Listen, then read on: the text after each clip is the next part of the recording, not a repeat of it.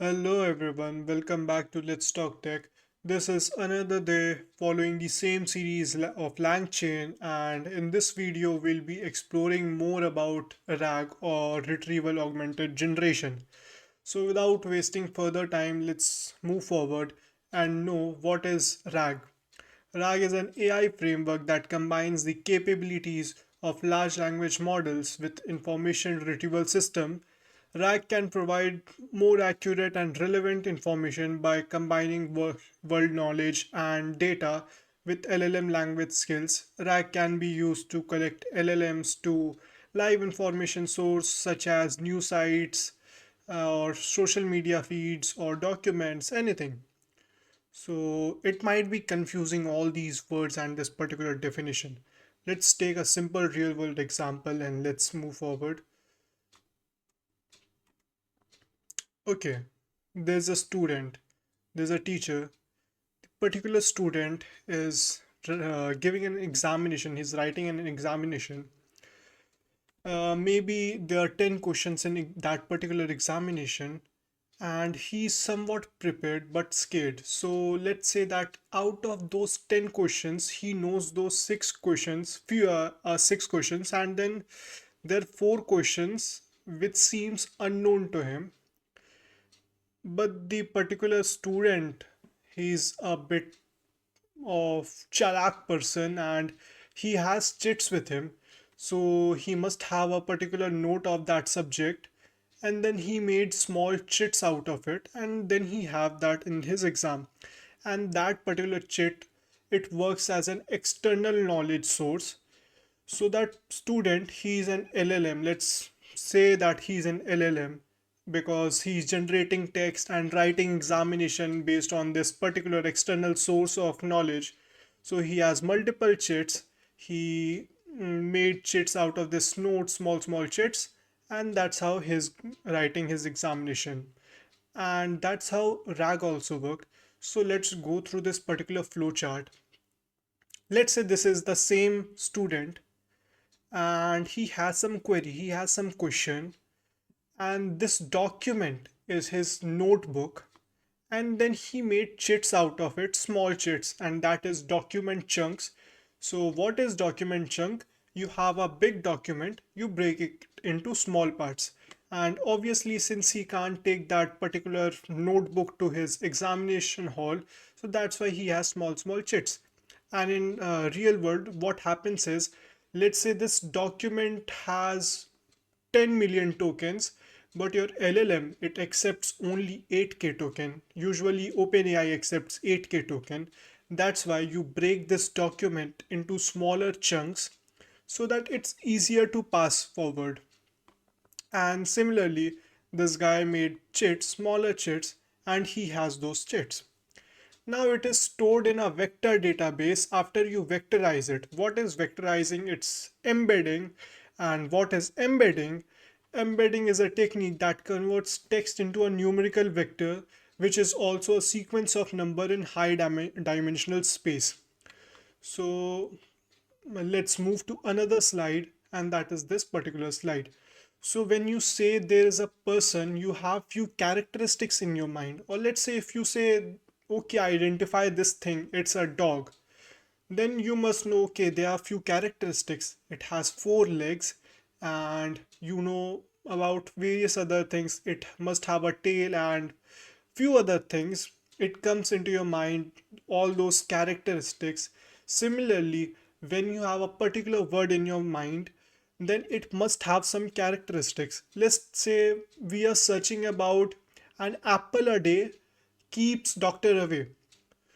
So how do we know if we are talking about Apple, the company which makes MacBook and iPhone, or if we are talking about Apple, the fruit? Obviously, we are talking about apple the fruit, and both have different characteristics. So if we ask our LLM that this particular thing, which apple does it refer to? So it will search through his word embeddings, all the characteristics and value related to it, and hence it will generate, okay, this seems similar to food, and that's why it must be the apple which we eat in our daily life, the fruit. And that's it. That's how embedding works. You take a word and characteristics and you put it into numerical values or vectors of values. So a man, it's a living being, feline, human, gender, royalty, verb, plural, and similarly man, woman, king, queen. So in this particular graph, you can see that a difference. We won't call it a graph because this thing is a 2D space, two-dimensional space. But here we have seven different parameters. But still, let's assume so, and let's look into this. Difference between man to woman, the relation between man to woman is pretty much similar to relation between king and queen. So that's how word embeddings work, and it will search for similarity and it will generate output. So that vector database is his pocket or any place where he's hiding the chit. So let's say there are five questions and the exam is related to physics, and he wrote about Newton's first law, Newton's second law, and Newton's third law in three different chits. And let's say the question says something related to if you throw a thing and it bounces back to you, then that person, it must be thinking that okay, it is somewhat relatable to Newton's third law. The question is talking about Newton's third law, so we'll take out the third cheat. And that's how vector database works. It will vectorize his query, it will search through his vector database, and it will retrieve the information related to it and relevant context, each and everything. Similarly, it will pass to our LLM. The LLM will have an external knowledge now, and with that particular external knowledge, LLM is going to generate output. In this condition, user and LLM, sorry, in this example, user and LLM both are same, that is that particular kid. And that's how RAG works in a very simple layman language. Before going through each and everything, what I would suggest is for embedding, we are using Mixtral AI, or you can use any other Hugging Face model or anything. But since I'm using Mistral AI, I guess it's my responsibility to make sure you know how to use it further. So let's go to Mistral's website, that is mistral.ai, and here you will see this option login. You have to sign up if you're a first time user, and once you have done this, go over here to in API key section and create a new key. I have a key created, and you know how to store it in your API file. So that's it. Just create a new key, store it in your API file. Previously, we were importing just Grok API key from that file. Now we have to import Mistral API key too. And that's it, all the things here. So there are so many new libraries we are importing than the previous lectures we have seen. So what is this about Mistral AI embedding, and then PyPDF loader, recursive character text splitter, create retrieval chain, create stuff document chain, and pass. There's so many new terms. Let's break it down. Let's understand working of those libraries. So before that, now let's talk it more on technical terms. For RAG, we must have a document. It may be a web page, it may be a PDF, anything. So for web page, you can use web-based loader. For PDF, you can use PyPDF. For that, I would suggest you to go through LangChain's documentation, and there you'll get each and everything about other things. So that's what I say always, that you should explore more and more. Maybe I'll teach you something, then it must be your curiosity to go through more things. And yeah, so we must have document, and then we are going to chunk it down, and then it will vectorize. It's not a good term, let's say embedding, and then it will be stored in a vector database. So for vector database, we are going to use FAS. You can go ahead with Chroma or Pinecone, any other vector database. It's completely fine, or vector store. It completely depends upon you. And then we have our query. We have to make a retrieval chain. That how are we going to retrieve? Chain is normal, we have learnt about chain. But if you have not watched my previous video, just go and watch that particular video, so it must be easy for you to understand what is chain about. And we have chain, retrieval chain, and once we have retrieved, we will pass it into our LLM, and we are going to invoke it to get our response or generate our response.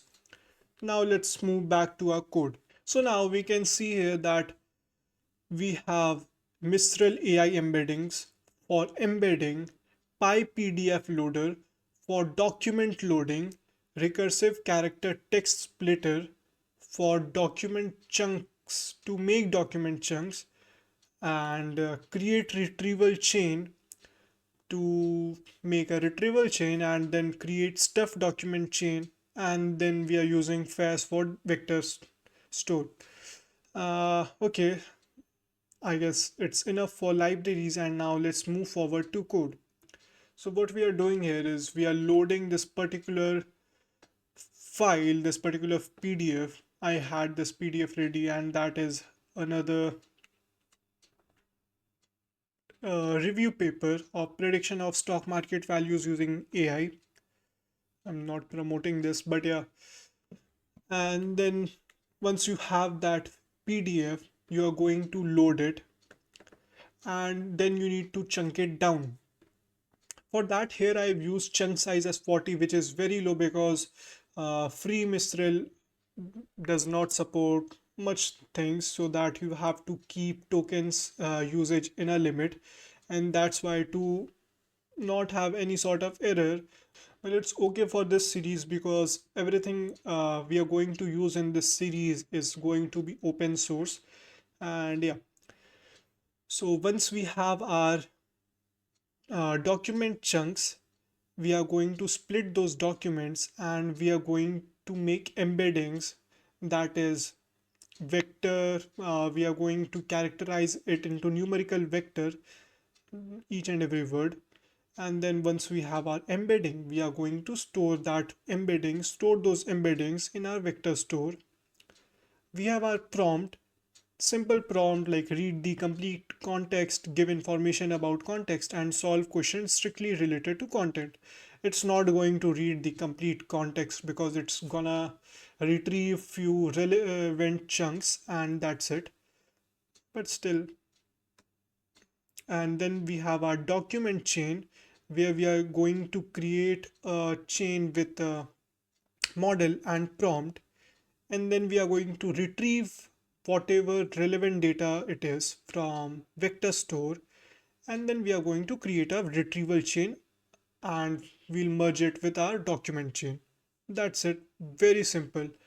So maybe these terms sound somewhat complex, so I tried to break it down into simple things, because it's a very simple topic, it's a very simple concept, and that's how it works. So what I've asked is, what is this paper about?